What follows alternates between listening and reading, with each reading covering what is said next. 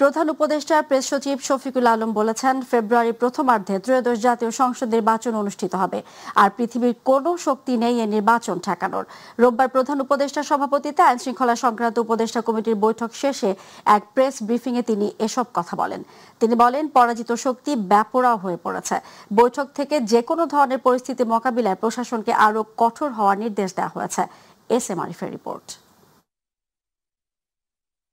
দেশের আইন শৃঙ্খলা পরিস্থিতি পর্যালোচনায় প্রধান উপদেষ্টা ডক্টর মোহাম্মদ ইউনূসের সভাপতিত্বে যমুনায় অনুষ্ঠিত হয় উপদেষ্টা পরিষদের বৈঠক। এতে যোগ দেন বিভিন্ন আইন শৃঙ্খলা বাহিনীর শীর্ষ কর্মকর্তারা। পরে এ বিষয়ে রাজধানীর ফরেন সার্ভিস একাডেমিতে সংবাদ সম্মেলন করে প্রধান উপদেষ্টার প্রেস উইং। প্রেস সচিব শফিকুল আলম জানান, যে কোনো ধরনের পরিস্থিতি মোকাবিলা করতে বৈঠকে স্থানীয় প্রশাসনকে আরও সক্রিয়ভাবে কাজ করার কঠোর নির্দেশনা দেয়া হয়েছে। বৈঠকের সিদ্ধান্ত হয়েছে ক্রমাগতভাবে নিরাপত্তা পরিস্থিতি মনিটরিং করার জন্য।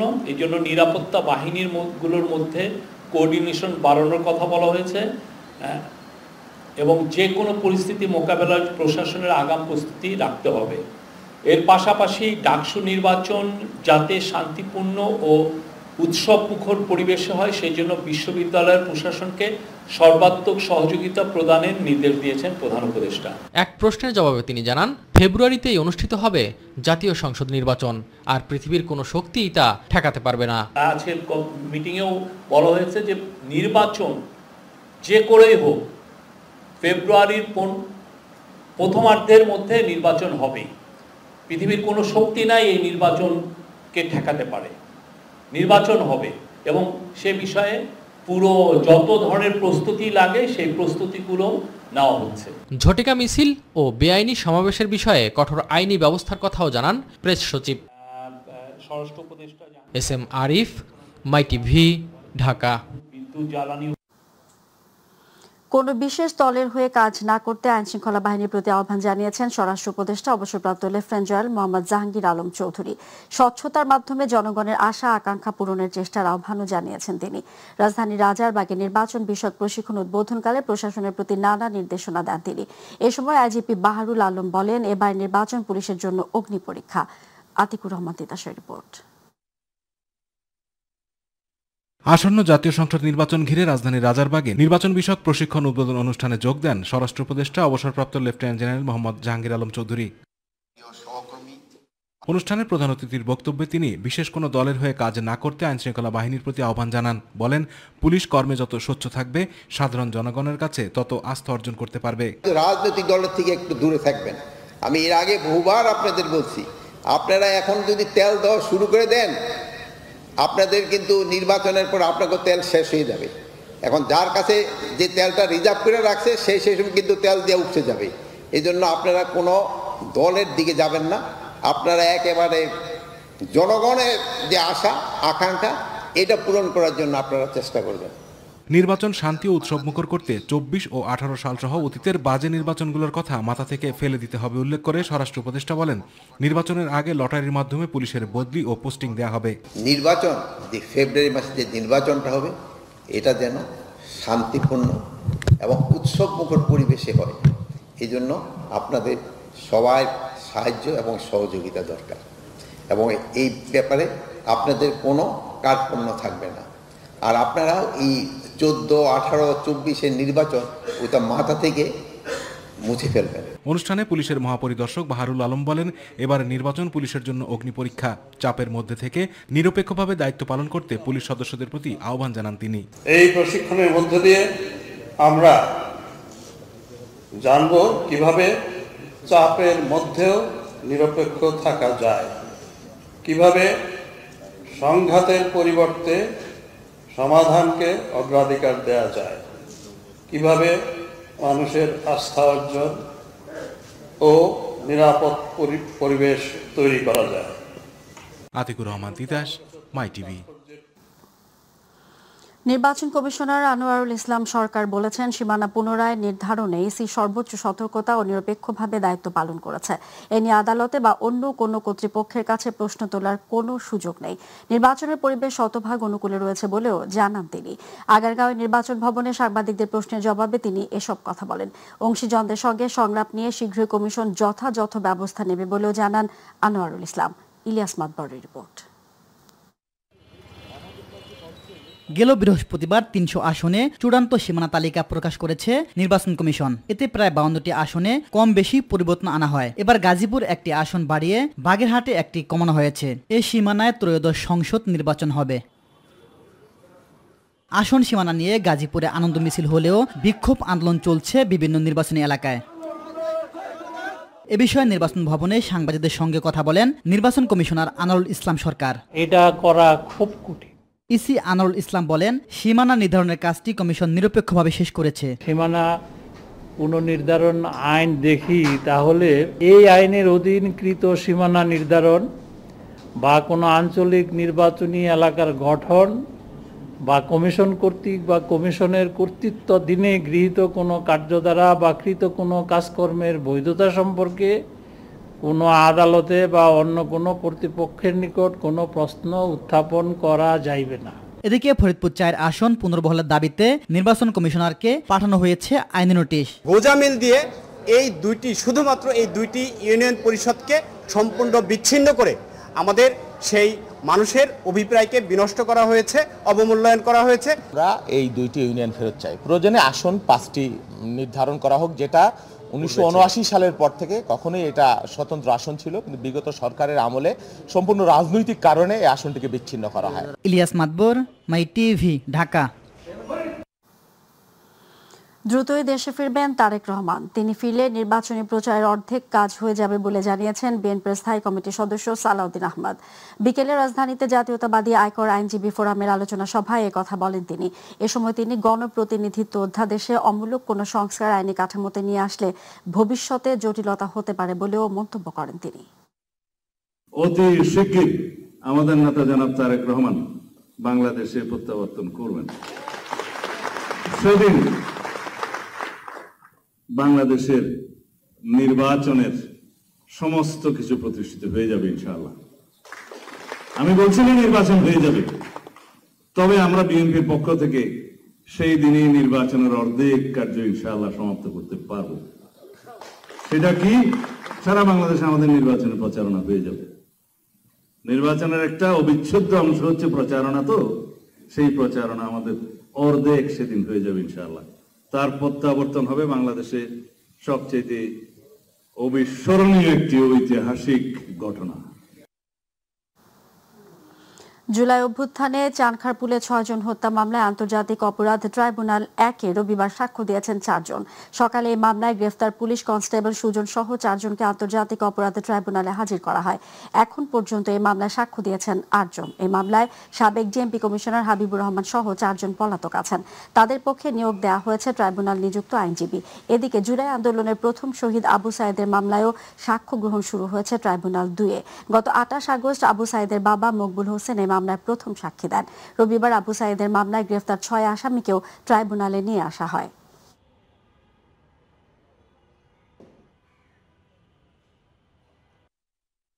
দর্শক, এ পর্যায়ে রয়েছে ছাত্র সংসদ নির্বাচন প্রসঙ্গ।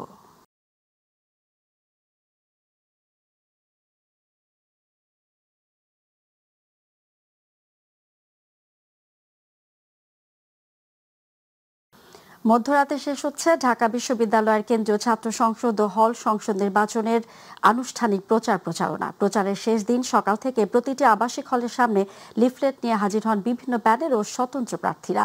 দেন নানা প্রতিশ্রুতি। শিক্ষার্থীদের কাছ থেকে সাড়া পাওয়ার কথাও জানান তারা। বিস্তারিত রিপোর্টটি করেছেন শিমুল খান। শ্রেণীকক্ষ কিংবা হল থেকে বের হতেই যেন শিক্ষার্থীদের দুহাত ভরে যাচ্ছে লিফলেটে।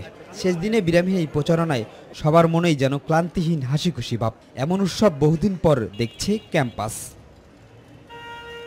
সমাজবিজ্ঞান অনুষদের সামনে ঐক্যবদ্ধ শিক্ষার্থী জোটের ভিপি পদপ্রার্থী সাদিক কাইম কথা বলেন গণমাধ্যমের সাথে। নির্বাচন কমিশনের অ্যাক্টিভিটি দেখে আমরা খুবই আশঙ্কিত, কারণ আমরা এখন পর্যন্ত যতগুলো অভিযোগ করেছি কোনো অভিযোগে ওনারা সুস্থ তদন্ত করতে পারেননি এবং আমাদেরকে কোনো ফিডব্যাকও জানাননি। এদিকে বটতলায় দুপুরে ছাত্রদল সমর্থিত প্যানেলের ডাকসু ও হল সংসদের প্রার্থীরা জাতীয় সঙ্গীতের পরিবেশনের মাধ্যমে শপথ গ্রহণ করেন।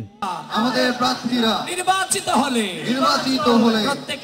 প্রত্যেকের জবাবদিহিতামূলক স্বচ্ছ কর্মকাণ্ডের মাধ্যমে আপনাদের সামনে এই প্রতিটি শপথ বাস্তবায়িত হবে। 9 সেপ্টেম্বরের নির্বাচন নিয়ে শঙ্কা প্রকাশ করেন বৈষম্য বিরোধী শিক্ষার্থী প্যানেলের এজিএস পদপ্রার্থী আবু বাকের মজুমদার। যে নির্বাচন কমিশন গঠন করেছে ইলেকশনের, তারা এখানে ইলেকশন ইঞ্জিনিয়ারিং এর মধ্যে জড়িত এবং শিক্ষার্থীরা আশঙ্কা করছে 9 সেপ্টেম্বরের ইলেকশনকে ঘিরে কোনো ধরনের ইঞ্জিনিয়ারিং হয় কিনা, শুধুমাত্র একটি গোষ্ঠীকে জিতানোর জন্য কেউ কাজ করছে কিনা। এদিকে স্বতন্ত্ররাও শেষ দিনের প্রচারণায় ব্যস্ত সময় পার করেন। ডাকসু ক্যাফেটেরিয়া, টিএসসি ক্যাফেটেরিয়া, এখানের মান কিন্তু খুবই খারাপ। আমরা শুধুমাত্র একটা বেঞ্চমার্ক সেট করে দিলাম যে 20 টাকায় খাবার পাওয়া যাচ্ছে, কিন্তু এটা খাবারের যোগ্য না। আমরা সাধারণ শিক্ষার্থীদের মনে প্রবেশ করতে সক্ষম হয়েছে এবং শিক্ষার্থীরা, ঢাকা বিশ্ববিদ্যালয়ের সাধারণ শিক্ষার্থীরা আমাদেরকে সাদরে গ্রহণ করেছে। আবাসন সমস্যা, হলে নিরাপত্তার সমস্যা, বিশুদ্ধ পানির সমস্যা। নির্বাচিত হলে একটি আধুনিক ক্রিয়া সংস্থা গড়ে তুলব।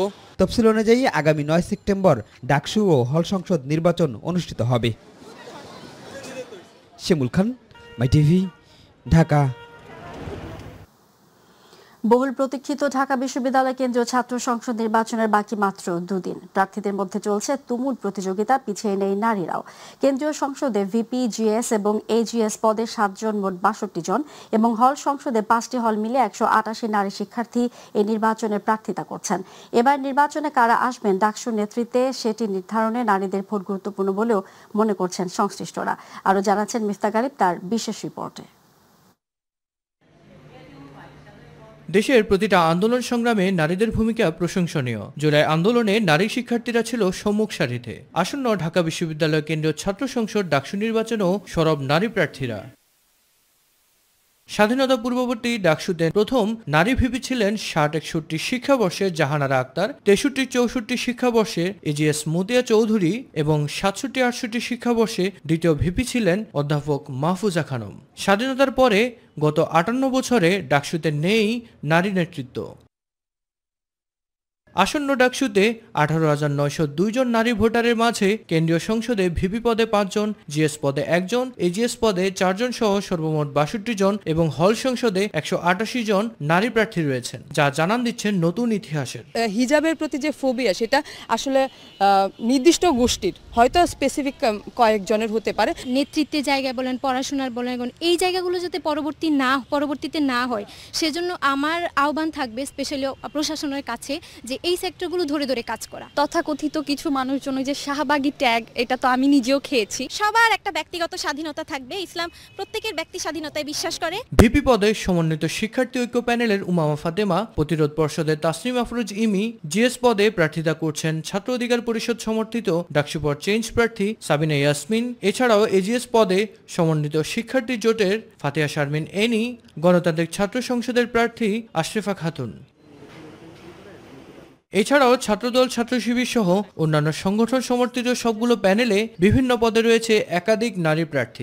যে মত পছন্দ করে, যে তার আদর্শ যেভাবে ফলো করে, সেটা ইনশাআল্লাহ করতে পারবে। আমাদের ক্যাম্পাসটা যে শুধু নারী হিজাবি ফোবিয়া আছে সেটা কিন্তু না, আমাদের কিন্তু ওয়েস্টার্ন ফোবিয়াও আছে। অনেকটা আন্দোলন গড়ে তোলা, যেখান দিয়ে নারীদের প্রতি যে এত ধরনের বুলিং, স্লাট শেমিং, যৌন হয়রানি অফলাইন অনলাইনে হচ্ছে, সবকিছু প্রতিহত করা। আমি নিজে যে বৈষম্যের শিকার হয়েছি, এই বিশ্ববিদ্যালয়ের কোনো শিক্ষার্থী যেন বৈষম্যের শিকার না হয়। নারীদের নিরাপত্তা, বৈষম্যহীন এবং শিক্ষার্থী বান্ধব ক্যাম্পাস গড়ে তোলার কথা বলছেন প্রার্থীরা। স্যানিটারি ন্যাপকিন প্রত্যেকটা ফ্যাকাল্টিতে দেওয়ার আমার এক্সপিরিয়েন্স আছে এবং মেডিকেল ক্যাম্প করার এক্সপিরিয়েন্স আছে। নারী মানুষ হিসেবে তার যোগ্যতাকে চিন্তা করা হবে। সেই জায়গা থেকে আমরা যারা নারী প্রতিনিধি আছি, আমি সবাইকে আহ্বান জানাবো একত্র হওয়ার জন্য। তাদের সমস্যাগুলো সম্পর্কে জানছি এবং কিভাবে সলিউশনের দিকে আগানো যায় এবং কিভাবে তাদের হেল্প পাওয়া যায়, সেটা নিয়ে তাদের সাথে ডিসকাশন। দীর্ঘ 6 বছর পর বহুল প্রত্যাশিত ঢাকা বিশ্ববিদ্যালয় কেন্দ্রীয় ছাত্র সংসদ ডাকসু নির্বাচনের মাধ্যমে নিশ্চিত হবে নারীদের নিরাপত্তা, সমুন্নত থাকবে নারীদের অধিকার এমনই প্রত্যাশা সবার। ঢাকা দক্ষিণ সিটি কর্পোরেশনের পরিবহন বিভাগে জ্বালানি তেল জালিয়াতির প্রাথমিক সত্যতা পেয়েছে দুর্নীতি দমন কমিশন। আন্দোলনে 40 দিন বন্ধ থাকলেও স্বাভাবিক সময়ের মতো প্রায় 5 কোটি টাকার তেল খরচ দেখানো হয় ডিএসসিসিতে। বিষয়টি খতিয়ে দেখতে নগর ভবনে অভিযান চালিয়ে দুদক কর্মকর্তা জানান, ড্রাইভার থেকে ঊর্ধ্বতন কর্মকর্তা পর্যন্ত তেল জালিয়াতির সাথে জড়িত, যদিও সংশ্লিষ্ট পরিবহন বিভাগ এ বিষয়ে সদুত্তর দিতে পারেনি। এস এম আরিফ আছেন আরেকটি রিপোর্ট নিয়ে। বিএনপি নেতা ইশরাক হোসেনকে মেয়রের দায়িত্ব বুঝিয়ে দেওয়ার দাবিতে আন্দোলনে 40 দিন বন্ধ ছিল ঢাকা দক্ষিণ সিটি কর্পোরেশনের কার্যক্রম। তবে এ সময়েও ডিএসসিসি কর্মকর্তাদের জন্য বরাদ্দকৃত গাড়ির বিপরীতে স্বাভাবিক সময়ের মতো তেল খরচ দেখিয়ে 5 কোটি টাকা আত্মসাতের অভিযোগ উঠেছে। এই অভিযোগের ভিত্তিতে রবিবার নগর ভবনে অভিযান চালায় দুর্নীতি দমন কমিশন। এ সময় নথিপত্র জব্দ ও ড্রাইভারদের জিজ্ঞাসাবাদে জ্বালানি বিল অনিয়মের প্রাথমিক সত্যতা পায় তারা। বিভিন্ন রেকর্ডপত্র আমরা পর্যালোচনা করার প্রেক্ষিতে যেটা প্রাথমিকভাবে প্রতীয়মান হয়েছে যে এই অভিযোগের সত্যতা রয়েছে। এখানে যে তেলের বিভিন্ন বিল ভাউচার করা হয়েছে সেটা সম্পূর্ণভাবে ঢালাওভাবে তারা একটা বিল ভাউচার করে নিয়েছেন। তো প্রাথমিকভাবে মনে হচ্ছে যে এখানে ড্রাইভার থেকে শুরু করে উপরে ঊর্ধ্বতন যারা এখানে রয়েছেন সংশ্লিষ্ট কর্মকর্তা সবারই একটা যোগসাজশ রয়েছে বলে প্রাথমিক প্রতীয়মান। অভিযানকালে পরিবহন শাখার মহাব্যবস্থাপককে পাওয়া যায়নি। সহকারী ব্যবস্থাপক জানান, গড়মিলের কারণ জানাতে পারবেন কেবল ঊর্ধ্বতন কর্তৃপক্ষ। আসলে আমাদের সংশ্লিষ্ট কর্মকর্তা যারা গাড়ি ইউজ করেন, স্যাররা আপনার জ্বালানি ইস্যু করেন, এটা স্যারদের বক্তব্যটা সবচেয়ে জরুরি আর কি। আমাদের যতটুকু সম্ভব আমরা যাচাই করি, তারপর বিল ছাড়ি। দুদক কর্মকর্তারা জানান, জব্দ করা নথি বিশ্লেষণ করে কমিশনে প্রতিবেদন দাখিল করা হবে। এর ভিত্তিতেই নেওয়া হবে পরবর্তী পদক্ষেপ। এপ্রিল, মে, জুন এই 3 মাসের রেকর্ডপত্র আমরা সংগ্রহ করেছি। S M Arif, MyTV, Dhaka. সরকারও গণমাধ্যমের বিবর্তন ও গণমানুষের গণমাধ্যম হিসেবে দেখতে চায় বলে উল্লেখ করেছেন বন ও পরিবেশ উপদেষ্টা সৈয়দা রিজওয়ানা হাসান। তিনি বলেন, কাগজে কলমে যতটুকু সংস্কার করা সম্ভব ততটা এই সরকার করে যেতে চায়। রাজধানীর একটি হোটেলের ব্রডকাস্ট জার্নালিস্ট সেন্টার বিজেসি আয়োজিত গণমাধ্যম সংস্কার কমিশনের প্রতিবেদন পর্যালোচনা শীর্ষক মত বিনিময় সভায় তিনি কথা বলেন। উপদেষ্টা বলেন, গণমাধ্যমকে গুরুত্ব দেওয়ার জন্য আলাদা কমিশন গঠন করা হয়েছে। সাংবাদিকদের সুরক্ষায় প্রয়োজনীয় সবকিছু সরকার করবে। গণমাধ্যমের স্বাধীনতা এটা কতটা গুরুত্বপূর্ণ এটা বুঝে বলেই তো সরকার একটা গণমাধ্যম নিয়ে আলাদা কমিশন করেছে। এখন আপনারা যে পরিবর্তন চান, এই পরিবর্তন কাগজে কলমে যতটুকুন করে দেওয়া যায় অন্তর্বর্তী সরকার সেটা করার জন্যই এই কমিটিটা গঠন করেছে। বস্তুনিষ্ঠতার, জবাবদিহিতার জায়গাটা তৈরি করে দিতে হবে। গণমাধ্যমকে জাতীয় স্বার্থেই একটা সেন্স অফ সিকিউরিটি দিতে হবে। দেশের 150টি উপজেলার প্রাথমিক বিদ্যালয়গুলোতে আগামী অক্টোবর মাস থেকে মিড ডে মিল চালু করা হবে বলে জানিয়েছেন প্রাথমিক ও গণশিক্ষা মন্ত্রণালয়ের উপদেষ্টা অধ্যাপক ডক্টর বিধান রঞ্জন রায় পোদ্দার। আন্তর্জাতিক সাক্ষরতা দিবস উপলক্ষে সকালে সচিবালয়ে এক সংবাদ সম্মেলনে তিনি এই কথা জানান। গণশিক্ষা উপদেষ্টা বলেন, দেশে সাক্ষরতার হার বর্তমানে 77.9%, বাকি 22.1% জনগোষ্ঠী নিরক্ষর। তবে সত্যিকার অর্থে সাক্ষরতার হার আরও কম হতে পারে। আগে সরকার প্রকৃত সাক্ষরতার হার চেপে রেখেছে। স্কুলে স্কুলে ভিজিট করে দেখা গেছে প্রকৃত স্বাক্ষর নয় অনেক শিক্ষার্থী রয়েছে। যেসব শিক্ষার্থী পিছিয়ে রয়েছে তাদের বিশেষ ব্যবস্থায় স্বাক্ষর করার উদ্যোগ নেওয়া হয়েছে বলে জানান বিধান রঞ্জন।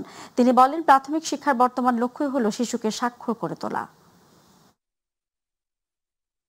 আমাদের আপাতত টার্গেট হচ্ছে ক্যালেন্ডারের ছুটি কিছুটা কমানো, কারণ আমরা যদি ওই থেকে 2 দিনকে 1 দিন করতে চাই সেটা আসলে সব ধরনের শিক্ষা প্রতিষ্ঠানে একই রকম, ফলে আমরা আলাদাভাবে প্রাইমারিকে করা একটু কঠিন। একটা শিক্ষকদের পক্ষ থেকে এক ধরনের দাবি আছে যে শিক্ষকরা হচ্ছে মানে ভ্যাকেশন ডিপার্টমেন্ট, তারা নন ভ্যাকেশন হতে চায়। এটার সঙ্গে সরকারের আর্থিক এক ধরনের সংশ্লেষের প্রসঙ্গ আছে, ফলে এই ধরনের একটা চিন্তাও আছে, কিন্তু এই বিষয়ে আমরা সিদ্ধান্ত নিতে পারিনি। কিন্তু আমাদের ক্যালেন্ডারের যে ছুটিগুলো আছে সেই ক্ষেত্রে আমরা কিছুটা গত 24 ঘন্টায় এডিস মশাবাহিত রোগ ডেঙ্গুতে আক্রান্ত হয়ে 3 জনের মৃত্যু হয়েছে। পাশাপাশি এই সময়ের মধ্যে ডেঙ্গু জ্বর নিয়ে হাসপাতালে ভর্তি হয়েছেন আরও 580 জন। রোববার স্বাস্থ্য অধিদপ্তর প্রতিবেদনে তথ্য জানানো হয়। মারা যাওয়া 3 জনের মধ্যে 2 জন পুরুষ ও 1 জন নারী। প্রতিবেদনে বলা হয়, শনিবার সকাল 8টা থেকে রবিবার সকাল 8টা পর্যন্ত ডেঙ্গু আক্রান্তদের মধ্যে চট্টগ্রাম বিভাগে 94 জন, ঢাকা উত্তর সিটি কর্পোরেশন ও ঢাকা বিভাগে 85 জন করে মোট 170 জন, ঢাকা দক্ষিণ সিটি কর্পোরেশনে 80 জন, রাজশাহী বিভাগে 55 জন খুলনা বিভাগে 32 জন, ময়মনসিংহ বিভাগে 17 জন, রংপুর বিভাগে 3 জন এবং সিলেট বিভাগে 1 জন ডেঙ্গু নিয়ে হাসপাতালে ভর্তি হয়েছেন।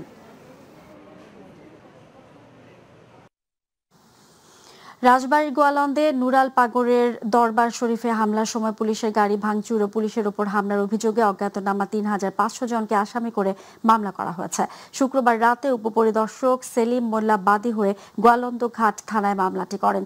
এ ঘটনায় 5 জন আসামিকে শনিবার অভিযান চালিয়ে গ্রেফতার করে পুলিশ। আজ সকালে বিষয়টি নিশ্চিত করেছেন গোয়ালন্দ ঘাট থানার ওসি মোহাম্মদ রাকিবুল ইসলাম। তিনি আরও বলেন, নুরাল পাগলের ভক্ত নিহত রাসেল মোল্লার পরিবারের পক্ষ থেকে এখনো কোনো মামলা করা হয়নি বলে নিশ্চিত করেছেন তিনি। কোন সংসদীয় আসনের সীমানা যুক্ত এবং বিচ্ছিন্ন করতে হলে সে এলাকার রাজনীতিবিদ বা জনগণের সাথে পরামর্শ করা দরকার ছিল, কিন্তু সেটা না করে একতরফাভাবে করা হয়েছে। এতে করে ইসি তার ব্যর্থতার প্রমাণ দিয়েছেন বলে মন্তব্য করেছেন ছাত্র অধিকার পরিষদের সহসভাপতি তসলিম ইসলাম অভি। তিনি বলেন, ফরিদপুর 4 সংসদীয় আসন থেকে সদরপুর চর ভদ্রা আসন বিচ্ছিন্ন করা হয়েছে। এ সময় তিনি ফরিদপুর 4 আসন পুনর্বহালের দাবি জানান। বিকেলে আগারগাঁও নির্বাচন ভবনে নির্বাচন কমিশন সচিবালয়ের সিনিয়র সচিব আক্তার আহমেদের সাথে বৈঠক শেষে তিনি এসব কথা বলেন। কোনো অঞ্চলকে বিচ্ছিন্ন করা অথবা কোনো অঞ্চলকে যুক্ত করার বিষয়ে সেই অঞ্চলের জনগণের মতামত না নেওয়া হয় এবং সেই অঞ্চলের সমস্ত রাজনৈতিক দলের লোকজনের প্রতিনিধিদের সঙ্গে যদি আলোচনা করেন সিদ্ধান্ত না নেওয়া হয়, তাহলে আমরা মনে করি যে এর মাধ্যমে আসলে এই নির্বাচন কমিশন সফলভাবে নির্বাচনকে উপহার দিতে পারবে না। আলগি এবং হামিদদিকে ভাঙার, অন্তর্ভুক্ত এবং পুনর্বহাল না রাখা পর্যন্ত আমরা আমাদের যতটুকু প্রতিবাদ প্রতিরোধ গড়ে তোলা সম্ভব আমরা সর্বোচ্চটুকু করবো ইনশাআল্লাহ।